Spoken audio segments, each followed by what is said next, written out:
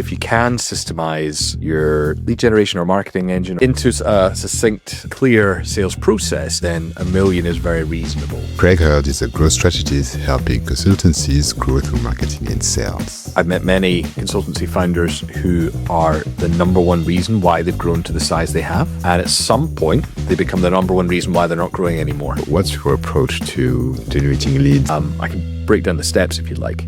Please. Yeah, great. What's the founder trap? The founder trap. So, that's a really good question. It's something we see a lot. So the founder trap is when you're first starting out in business and you're brand new, most coaches, consultants, etc., they're happy for any client. And they really the goal there is momentum. And for those that kind of build that momentum, I guess, and survive and then thrive over the next, say, 4, 5, 6 years, what tends to happen is they hit a wall, and the wall is not in skill, the wall is not in their ability to find clients. Normally they're pretty good at that stage. The founder trap is when they've created their own prison where they've run out of capacity, they don't have any minutes left in the week, they probably need to adjust the kind of clients they're working with at that stage, and the money isn't quite what they want it to be, but they've ultimately trapped themselves in. Their success has brought this kind of limitation to it. And so I guess the saying it succinctly is the founder trap is that space where your success becomes your limitation. I remember you posted on LinkedIn a few months ago that consultancies can grow to maybe 500K a year without systems. But once they've hit that mark, it's really hard to keep growing because usually everything is based on the founder's credibility. And so my question would be, why is it so hard to hit 1 million a year without sales framework? Yeah, that's a really good question. So the number tends to vary a little bit. So it's depending on when a consultancy is set up, it's either set out by one person, so John or Jenny Smith, and he or she builds it up through their personal capacity, which is maybe 300,000, 500,000, 700,000, somewhere in there. I'm yet to see it be much more than that. The times in which it is more than that is when there's maybe 2, 3, 4 partners, and it's a consultancy rather than a consultant, and they tend to grow through referral, recommendation, through their personal network, through clients they knew through an old business, things like that. And that's normally enough to get going, because most consultants have had a life previous to their business and have been going 10 years, 20 years, 30 years, and have credibility, are good at what they do, and they've been able to grow to that stage.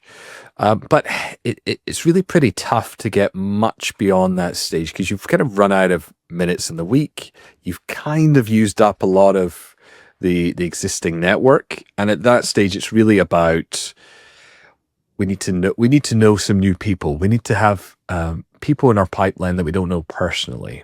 We need to have some systematic approach, mainly for 2 reasons. One is because we want to grow more than we have, but the other reason is we've kind of expired the network. So it's those two motivating factors is normally what drives systemization. But I would say, Loic, the opportunity is if you can systemize your lead generation or marketing engine, or whatever you want to brand it, call it, into a succinct, authentic, clear sales process. If you could just figure those things out, then $1 million is very reasonable, especially if you've gotten to that $500,000 point on what is a kind of organic, random methodology. You always thought this way with systems and framework, or there was at some point in your journey you thought like, this is the best way for me to scale a business? Yeah, it's funny. I've always had the desire to create a system that wasn't there. In other words, I'm okay in chaos, but my goal is always how do we reduce this chaos? How do we systemize and create process around this? I don't know. It just brings me peace. But I've been part of a few businesses prior to any work in the consultancy world where I've seen it done well, where everything was systemized, everything had just about everything had a process or a script or a procedure in place. And I've seen it where nearly nothing does.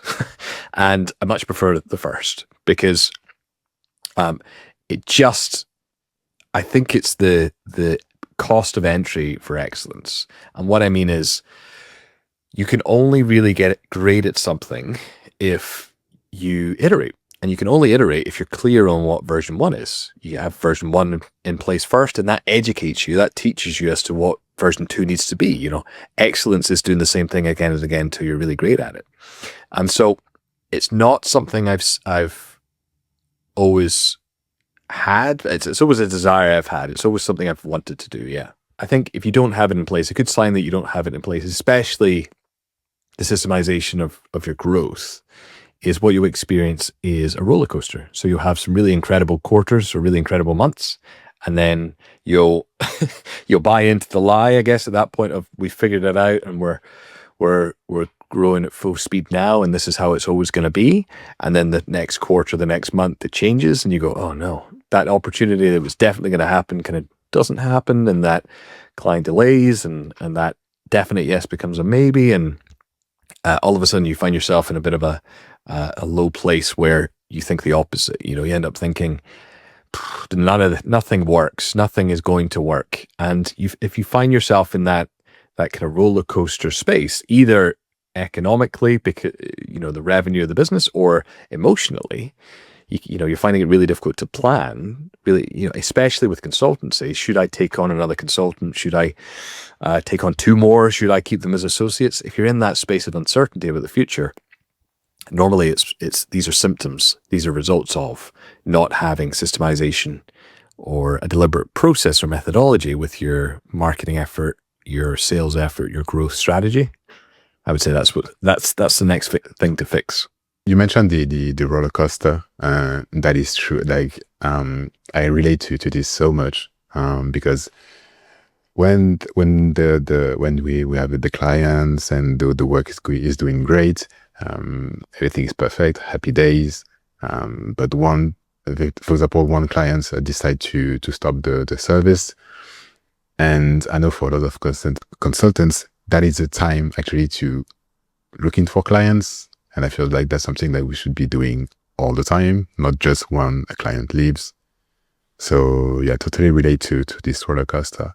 And also, I remember one of your posts, maybe earlier this year, you mentioned that 90% of consultancies never scale because of this founder dependence. So we mentioned the systems, but is there anything else that holds them back to grow? Well, let's assume if you're a consultant, a consultant and a consultancy is very different animal, I guess. Let's talk to, say, for example, the solo consultant, or coach. I guess it's just as applicable in this example. But the place I would really try and pursue is the space where you have a manageable, somewhat accurate pipeline for the foreseeable at least 3 months. And what I mean by that is I spoke to a consultant this morning, relatively young and small business, so it's understandable, but a client of theirs, they're going to let go of today. And now they're going, so what are we going to do to replace that? And now, like you say, they're starting the process of going, let's tap into the network. Let's see if we can maybe grow the revenue from this existing client, this other work, maybe this project that died 6 months ago, maybe we could reignite that. But they're scrambling, and they know they are. Hence the conversation. And the place that I would, your business is a very different thing when you can look forward and go, okay, so we've got 24 potential clients over the next 6 months. Realistically, I think they're all going to convert because they all should, but realistically, probably a third are going to actually convert, maybe even 10%, somewhere in that space. So somewhere between, 2.5 to up to 10 is a realistic space, like some predictability there. And you can learn your numbers, learn what's likely to convert. I think that allows for a really exciting future. It allows for a lot of things. It allows for an exciting future because you can start recruiting better support, more support. If you're a solopreneur, a solo consultant or a coach, you can be more ambitious with some of your plans, whether they be marketing or branding efforts, or maybe even your coach. As coaches often have coaches, but you can be bolder in those moves if you have some predictability in the future. And then the other thing is your lifestyle as well. Is it's a very stressful place to be if there's inconsistency in your revenue, and so having systems or process in place is really going to help that. But in terms of what are some other things that stop a consultancy founder from scaling? Coming back to your question, it's funny. Like I host the Consultancy Growth podcast, and what's really been interesting is how many different consultancies all have the same story, which is John or Jane Smith started out by themselves. They brought on some initial clients, mainly through their own network. They grew through people. They recruited other consultants or coaches or whatever it might be. And they increased the average client size, they increased the team size, and it kind of grows from there. And there's, systemizing their process, developing some unique IP is a big thing, common thing. And then some of them, maybe 10, 15, 25 years on, decide that they want to exit. And the exit conversation goes, well, how do we make this a sellable entity? So I would say there's a lot of common traits in consultancies or education expert businesses that grow. There's a lot of commonalities. I think the one thing that really does hinder growth is the psychology of the founder. And what I mean by that is I've met many consultancy founders who are the number one reason why they've grown to the size they have. And at some point, they become the number one reason why they're not growing anymore. Because either they're fully involved in delivery and are unwilling, sometimes uninterested in giving up any of that, but they're also the person him or her that brings on all the clients, but is the only one that can bring on all the clients. So that's why it is. So it's there. Systems is number two, but the psychology is number one. Number one is the decision to go, I want this to be a standalone entity, and I'm willing to cut back on my delivery or release the reins on the sales process or whatever it's going to take. I'm willing to do what it takes to systemize this so I'm not the bottleneck anymore. Interesting. I love it. These days, when we talk about growing the B2B business, it's really hard not to talk about LinkedIn. And for those who've listened to this, we've been working together for over a year now, and something that I've noticed is how underused LinkedIn is. We spend time on LinkedIn, so we see, but we also see the amount of people that underuse it as well. And so to your opinion, what do more people get wrong about LinkedIn, and how do you help them fix those issues? Well, Craig shares a lot during this conversation. So if you want a full breakdown on what he says about growing your consulting business, offline, online, I've done that breakdown for you, and you can get it for absolutely free. The link is available below in the description. Have a look. And yeah, let's go back to the conversation with Craig Harrod. That's a really good question. So what do they get wrong? Well, I say this with a ton of empathy because I think it's really understandable why this happens. I wouldn't point a finger of blame towards this. I don't think anyone's getting it wrong necessarily. I think what's much more common is consultants will do a couple of things. One is that they'll stay away from LinkedIn because they don't really understand it and don't want to understand it particularly, and they've been growing through organic methods and introduction, and it's all fine so far. So actually, I'll leave that social media thing alone.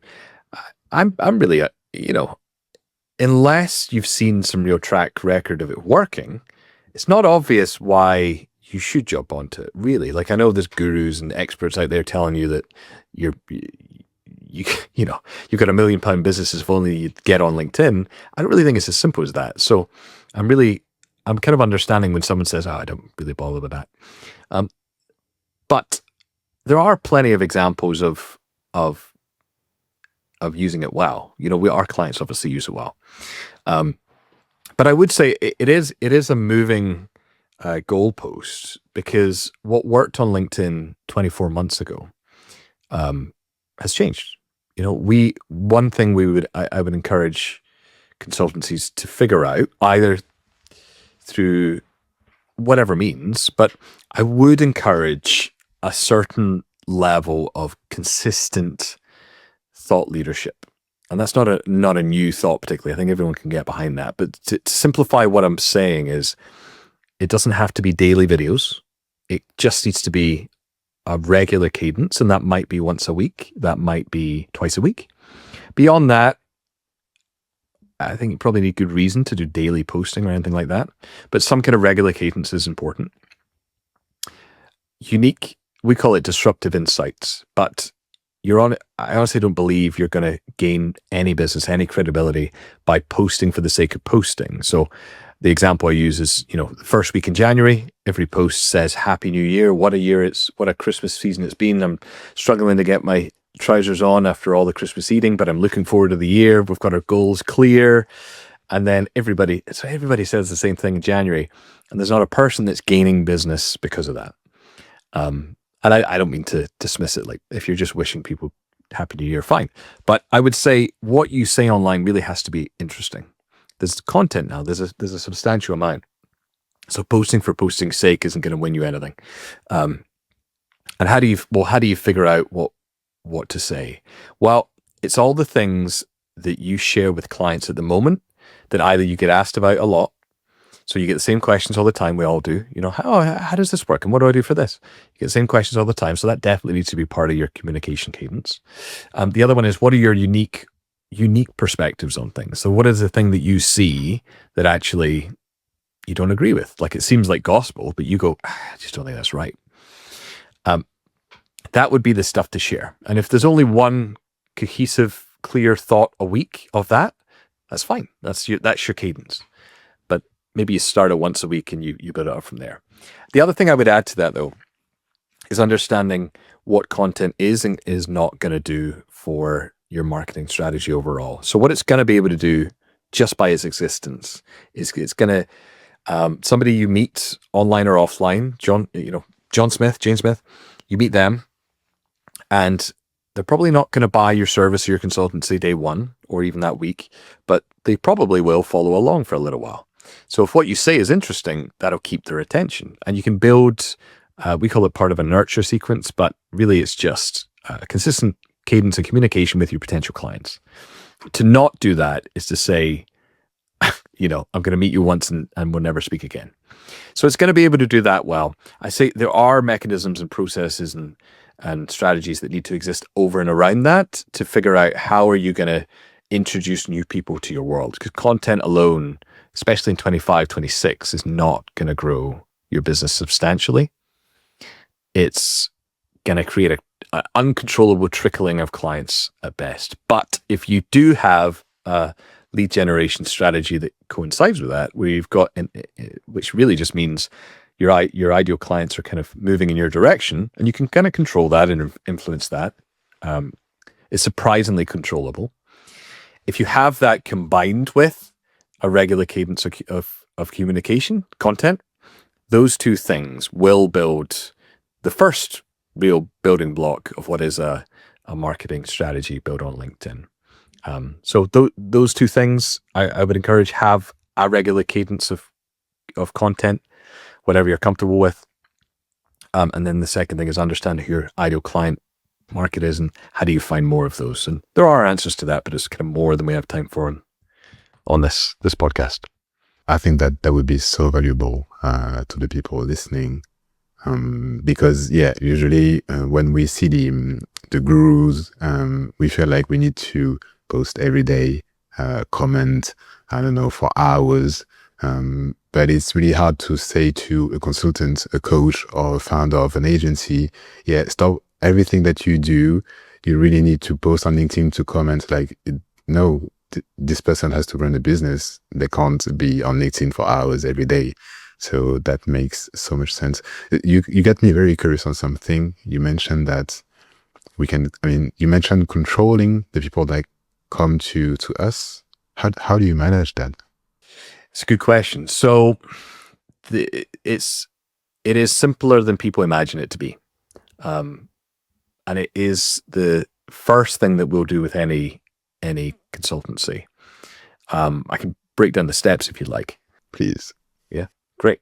Well, step one is to understand who your ideal client is. And everybody's probably heard that phrase, but I don't think people do it particularly well. But it isn't as difficult to do as people realize.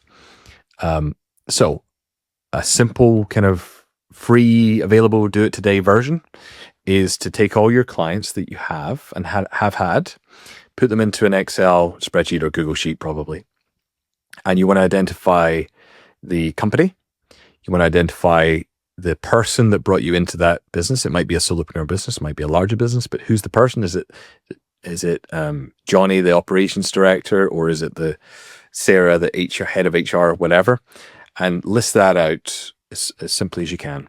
And then you want to find out for looking at all these, what revenue have I had from all these different clients?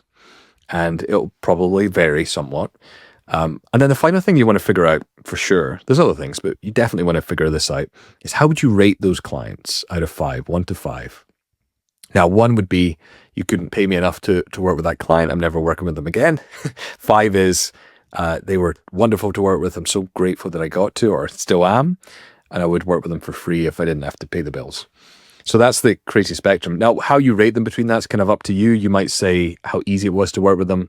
You might say how much impact you had in the business. You might say how much money they made you. I didn't really have that much interaction with them. Whatever your scale is, it doesn't matter. But 1 to 5 is the scale. Because it does matter that you enjoy your work. Otherwise, you will resent your own business. So understand the list of clients. Now, from there, you want to do a little bit of analysis, and that sounds really complicated, but all I really mean is, well, what are the patterns here?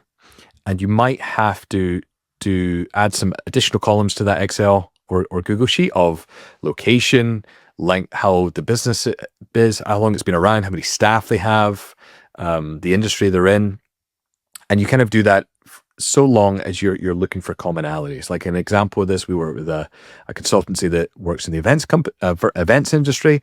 We first started working with us. They said, we work with events companies, and we found that all their marketing efforts were going to everything from DJs to stadium building companies, all this kind of wildly different clients, nothing to do with each other really, except for they shared this industry of events.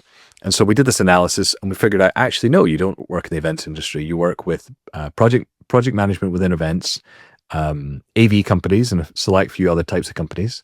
Everyone's at least 10 years old in business. No one's more than 35. Staff are at least 8, no more than 15. And it was all based in London and the surrounding area.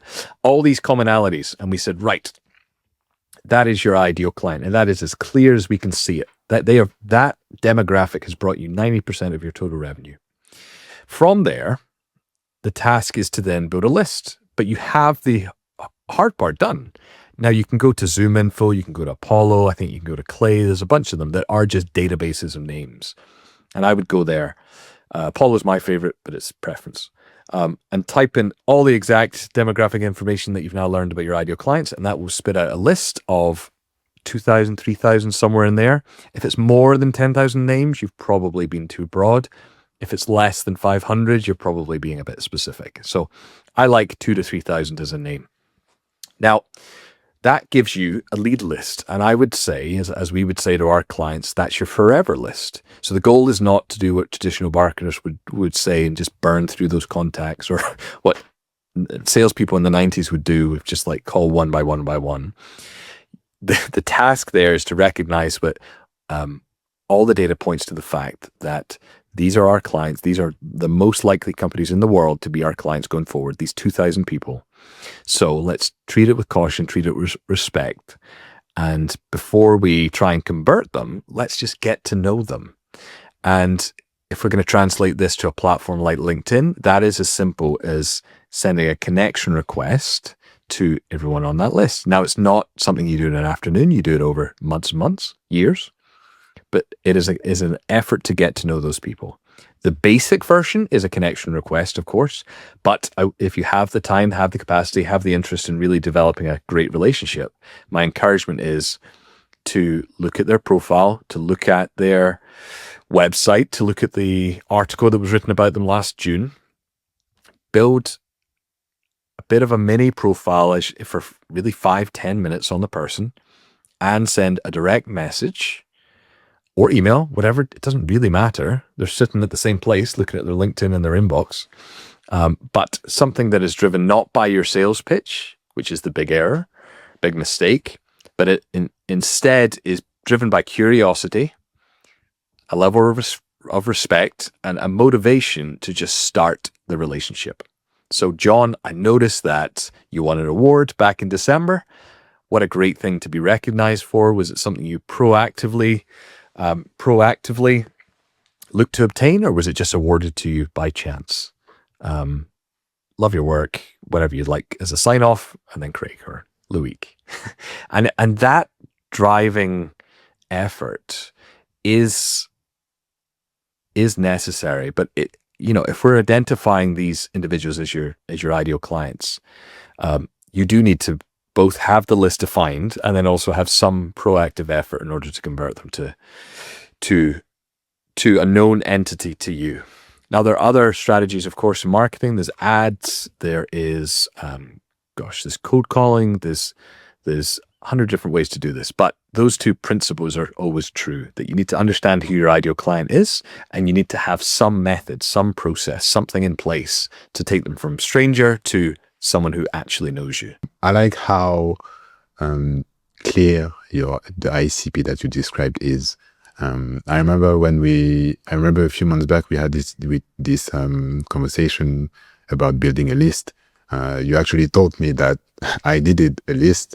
And so that's how I figured out like how important it was to have a clear ICP, because when you have a clear ICP, it gets so much simpler to know who you want to talk to. Big time. And it's funny, I mean, thinking back, everything else becomes clearer when you do that. Because, so for example, with yourself, we did that exercise and we go, who's historically, who have your clients been? Right. Okay, great. And then therefore, what can we predict about future clients? Well, every one of them creates content at some level. Every one of them are based in this country, this country, this country. Every one of them have kind of a business that's been going XYZ long. And then you go, well, what would be an appropriate content for that audience? And for you, the B2B podcaster, well, a B2B podcast makes total sense. But that only becomes clear when you have clarity of it. If you were dealing with lawyers, or you were dealing with chiropractors, or you really wanted to work with pharmaceutical companies, that content idea of I'm going to produce a interview-based podcast doesn't make any sense. That doesn't apply to that at all. So you've got to start with the client. You've got to start with the ideal client, it can't just be business people. It can't just be coaches or consultants. It's got to be, here's as much as I know about them, and therefore here are the decisions that have been made for me. About LinkedIn, do you track any specific metrics? Because when someone doesn't know about LinkedIn or think that LinkedIn doesn't work, I think the process in their mind is, I went on LinkedIn, it didn't bring any client, so it doesn't work. What metrics should someone track to know if their LinkedIn work or not? Yeah, no, I mean, normally somebody is saying LinkedIn doesn't work because they're using a content-only strategy. And so they're producing content at XYZ frequency, whatever it is, weekly, daily, whatever it is. And they're going, well, it's not brought me any clients. And it's going, well, yeah, it probably wouldn't. But it is an important thing. It's kind of like staying in shape, in that you've got to exercise, you've got to eat right, you've got to sleep well. But to go to the gym for a week, or go to the gym alone for months or years, and also sleep poorly and eat poorly, but do a great job in the gym, it's not that the gym doesn't work. It's that Well, yeah, but you're missing these other parts. So I would say that's normally why people say LinkedIn doesn't work. But I would encourage them in that stage to take a step back and think about their actual client. You know, John or Jane Smith sits there behind their computer and they've got the LinkedIn account, sure, but they've also got an email, they've got a personality, they've got a favorite song. You know, they've got all these things in place, and you've got to think about you've really got to think about why would LinkedIn not work? Because it's really just a channel. You know what I mean? It's got its uniqueness, and it's got the ways to do it and ways not to do it. But it's just a channel of communication. The phone used to work well because everyone was comfortable speaking on the phone. Now people do that less and they're online more, so LinkedIn works more. But the principles is ever changing. It's never changing, I would say. So if somebody's looking at their LinkedIn and not getting it to work, I think it's because they're missing that piece. It's that process of moving strangers into their world, I would say, is the first thing to look at. I like that you mentioned the phone, because it's true that years ago the phone was the number one channel, but today we have LinkedIn, we have cold emails, we have cold call, all these channels to reach out and to build that relationship. So yeah, we have the choice, and we just need to at least pick one and stick to it before saying that it doesn't work. I remember one of your clients, I've witnessed that actually it doesn't have to be always online. And sometimes reaching a client and build a relationship can work offline. So what's your approach to generating leads offline? I would say it should be a hybrid approach. So you'll get a lot of people out there that are what I'd call tacticianers, really deep into the tactics. So it's kind of like if you go to a butcher and say, what should I have for my dinner? They're probably going to suggest meat, right? But if you go to a nutritionist, a strategist, right, they would say, well, what's your goals? What's your objectives? What do you like to eat already? That holistic approach. And I would encourage the same thinking when it comes to finding of new clients and growing and having a sustainable pipeline. So if I sit here now, I've got my screen open, speaking to yourself. I've got my phone on my desk. The phone has a podcasting app. It doesn't have TikTok. You know, I've got, what have I got? Upwork, Just Eat, Train app, like all these different things. I go, you know, if I met somebody in person, if I got an email, I would, all of these are fine to me. I'm not thinking about, if I was the customer, if I was your client, I'm not thinking about marketing or lead generation in as much depth as any marketer seems to want to convince you of, right? Is they all think, oh, everybody's on email. Email is perfect. I go, well, if I got an email, if it was good, I would reply. If I met somebody in person and they were interesting, I would talk to them. If I got a LinkedIn message and it was nonsense, I would delete it. If it was great, I would reply. You know, like, it doesn't matter. So I would have, it's not that any one of these platforms, or if somebody called me, I'd be probably skeptical, but if they said something interesting, if they text me something interesting, I would reply. I think we've got to get away from this thing of there's a magic bullet in terms of the platform, like LinkedIn is the answer or email is the answer. Send 10,000 emails and this is the response, blah, blah, blah. I don't think that's right at all. I think I would encourage people to think of the steps of the process, the framework that exists below that.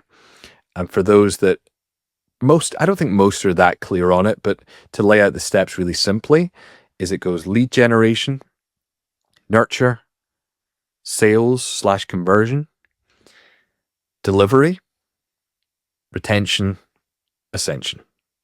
That's the steps. Like, it doesn't change whether you're selling widgets on Amazon or courses or consultancy or any of these things. Those are the fundamental steps. Lead generation, the process of identifying your ideal client and moving those people from not knowing you to knowing you. Nurture, what do they do when they get there? How do they follow along when they're not ready to buy from day one? So that's content. Is it content on LinkedIn as an example? Podcast series, another example. Then sales, how do you convert a potential client to an actual client? For consultancies and coaches, it's typically a 1 or 2 call framework, one call to figure them out, and 2 call to talk about working together. And then delivery is doing what you say you're going to do, so they get the result that they came for. Retention is what are you working together after that, and then ascension is, we've been working together for a year now. It's been great. What's the next level look like? So those are the building blocks of this. Those are the Lego pieces. So I would understand those before worrying about whether email is the answer or whether podcasting is the answer. Understand your ideal client. Understand those 6 fundamental frameworks, fundamental steps. Those steps across a bridge. That's the way to think about it. Understand those and then go, right, well, what am I going to do for lead generation? And if you've got it nailed, you've got it nailed. What am I going to do to nurture clients? How am I going to convert a client? When someone says, yes, I'm interested, what do I do to take that energy and move it to an actual client when appropriate? So understand the 6 fundamental steps, and you'll be a lot more better off and a lot more future-proof, a lot more ready for the changes. If LinkedIn goes away tomorrow, that framework still applies. There are multiple £1 million businesses that have been built through cold calling versus emailing versus LinkedIn versus pure networking. Like, it's all fine. It's about choosing a channel that fits with your audience and doing it well over a long period of time. Like, I know that's a boring answer. Like, the more exciting answer is, here's the 6-line or 6-word phrase that if you email your prospects, you're gonna get a 90% open rate and 20% purchase rate. And if you run this webinar, it's going to do this. It's all really exciting, but it's just not real.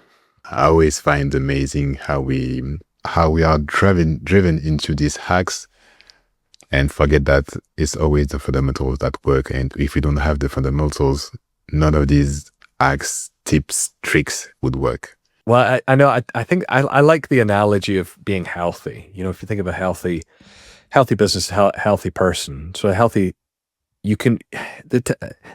not that there's not a place for tactics and smart tactics. Like, it makes sense. But if you're eating poorly, sleeping poorly, but really trying to figure out the best way that you can grow your arms or lift 5 kilograms more in the gym, or this new weird exercise is going to give you bigger calves or whatever. Yeah, like, it could be right. But actually, is the goal, and maybe the goal is to be, super, super strong, no matter how healthy you are. But I think most people aren't trying to do that. I think most people are trying to build a healthy body, right? And most people are trying to build a healthy business that grows with some predictability.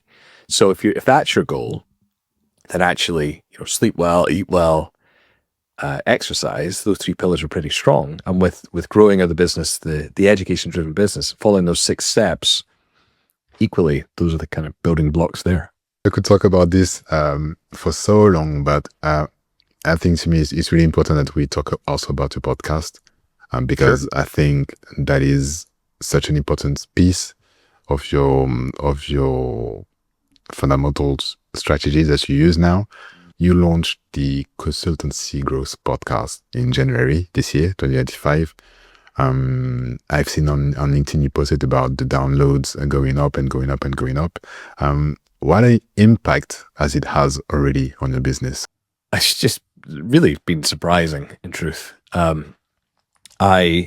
thought a podcast was meant to serve a really specific purpose, and that's the only reason I started it, which was I wanted to spend more time with senior consultancy founders, senior meaning more established consultancy founders, but I wanted to do so. I didn't want our first conversation to be a pitch or to be talking about my service particularly. I wanted to start a genuine relationship with the long-term perspective of that.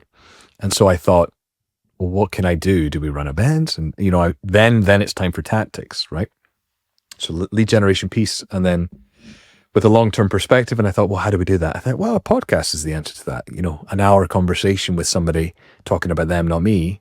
Perfect. And so we started with that strategy in mind, and we've been running it since January.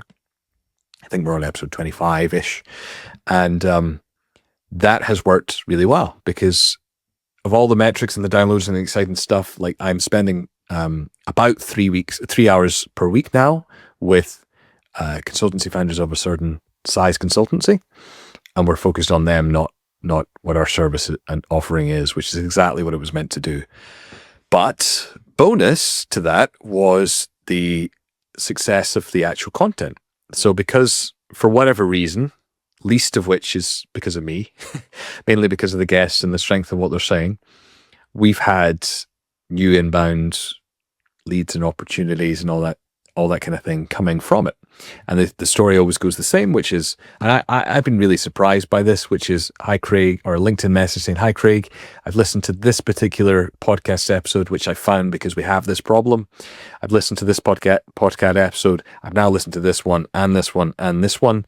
So you're talking 4 or 5 hours of time that's spent listening to me, natter on. I'm wondering if we could have a conversation.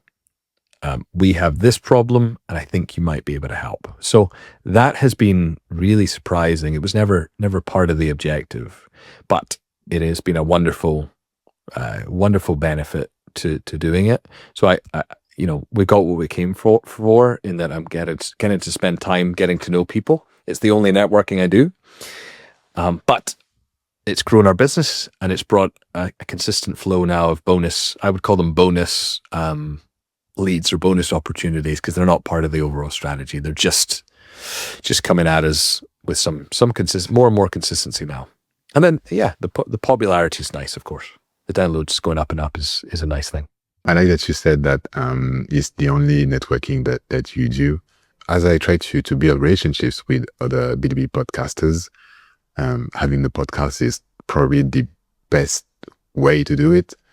So I like that you said that. On your podcast, I've noticed that, so it's for consultancies mostly. I've noticed that some guests were specialists in team design, others in AI. There is one that is a specialist in pricing as well. So, and something that I've noticed for some podcasts, sometimes I feel like the guests don't match what the audience is hoping for. And so I'm curious to know, how do you choose your guests to make sure that the content stays relevant to your audience? Yeah, that's a really good question. So it's to be a guest on the Consultancy Growth Podcast is two different sets of criteria, I should say. One of them is that you have built either previously or you are currently building a substantial consultancy. And it's more to learn what are the commonalities. So your business is currently doing 1 million, 10 million, whatever it is, 25 million. You have sold and exited a company. There's lots of lessons to learn from them. The other is that you're not necessarily that. You don't run a consultancy, but you work with the consultancy space. So we've had Mark Peacock, who works with professional services on the pricing models. We've had Caroline Boston, who runs New Minds. So they help with people strategy, a little bit of recruitment, things like that, but specifically with consultancies. So if you're going to be a guest on the Consultancy Growth Podcast and you don't firsthand have the experience that's going to teach the audience, it's ensuring that both the topic, so pricing is always relevant, people is always relevant, that topic is relevant, but you have the context and the expertise or the experience in the particular audience to be able to speak to them, I think is the big thing. Like I say, I don't think I'm the reason that it's grown substantially. I think it's the strength of what the guests have brought, and that is filtered by, or do you understand the world of consultancy well? Do you understand why pricing models or marketing efforts or people strategy is going to be unique and different in this space versus a law firm or a recruitment firm or a SaaS company or whatever it might be? So it's relevance, and specific and relevant is the two things. Something that I see a lot on LinkedIn as well is podcasters, they post maybe once a week, because there is a weekly episode. So they post once a week. It's some text. There's no video, and the guest doesn't post about it as well. So I found it really hard to grow the podcast this way. Well, I would say just on that, I would say for the ears of your audience, And credit to you, Loic. I would say, for what it's worth, is podcast hosts, I think, miss a real trick and a real opportunity where they'll put so much time and effort into the creation of the podcast itself. They'll write up a script maybe, or a framework of what they're going to cover. They invite a guest, or they prepare what they're going to say themselves. So a big chunk of time and effort goes into that on a weekly basis or bi-weekly or bi-monthly or whatever it is. And then they miss this little opportunity to then splice it up into clips, into audios, to get their guests to share it. That's the 80-20 rule. So that's where 20% of the effort will bring you 80% of the growth, both in your business and your podcast itself. Like, it's so funny to me that they've done 1,000 episodes and there's not a single video clip of any of it. I think Loic is the guy to call for that, because he's going to be able to chop it up, and you do an exceptional job for us. Thank you. It's credit belongs to you. Being able to take an hour of talking and turn it into these 60-second or minute 45 insightful snippets that are going to drive the growth of it as well. So that there's an art and a skill to that. I'd probably say don't do it yourself. I'd say have a Loic, if not yourself, not actually you. Have somebody do that, but definitely do it, because, like I say, it's the 20% of effort that gets you 80% of the result. Yeah. Even the likes of John Rogan, the number one, last thing is the number one podcast in the world is Joe Rogan. And Joe Rogan has always done that. He's always clipped up his 3-hour thing into whatever they are and sent that wide and far. That is the starting point. The opportunity is the clips, the better distribution, and turning it into something, turning it into as much as possible, really. Turning into articles, into text, into one that I don't think enough podcasters really consider is turning it in, especially in consultants and coaches, especially, is turn it into an opportunity to develop your own IP, your own intellectual property. So articulate something best you can on the podcast, turn that into the clips, and then some of it will really cut through. Some of it will land kind of flat, and that's fine. But some of it will really cut through. We've had episodes that really jumped out. And then you go, for our audience, that is interesting. That thing I said, or that thing that was said, or that subject matter really, really catches attention. So how do I develop more of my coaching consultancy or whatever around that? Should I test that idea? Absolutely. So use it as a testing ground to develop the things you talk about, your marketing communication, your IP development, all these things. Use the podcast as just the starting point and turn it into 1,000 hooks in order to figure out what works and what resonates. I can't agree more with all that. I have one last question. But first, the best place to find you. Best place to find me? Find me on LinkedIn. You'll find the podcast. Go to the podcast. You'll find my LinkedIn. Like I say, our community is built of people sitting with the computer, the phone, the in-person meetings, all in their schedules. So search my name in LinkedIn or the podcast title, and you'll stumble across us. I'll upload all the links in the description so people can find you both on LinkedIn, but on the podcast as well. We've talked about the consultants, how consultants and coaches can grow, especially on LinkedIn. We talked about your podcast as well. If there is one opportunity to grow and something to implement today to grow, what would be that first step? I think in the long term, with a strategic approach, the long term is building those Lego blocks of your client acquisition, your growth strategy, those 6 steps. That's the long term. But your question was today, if you only had one thing to do today, and you're probably a podcaster listening to this podcast, I would say splitting up your existing content that you're producing on a weekly basis or however often, turning it into more. Getting more, squeezing more from the orange is the one thing that you can do today. Craig, thank you. It's been a pleasure. Thanks so much. It's been great. thank you for tuning in and staying to the deep end of this conversation with Craig Hurd. I hope that you found value. If you did and think that another BDB podcaster could get value from this as well, feel free to send the link. This will help me so much as I try to grow the podcast. This would help them as well because you found value from this. And I think it would help you as well to show that you care to this person. So yeah, feel free to send the link. And yeah, see you on the next one. Take care.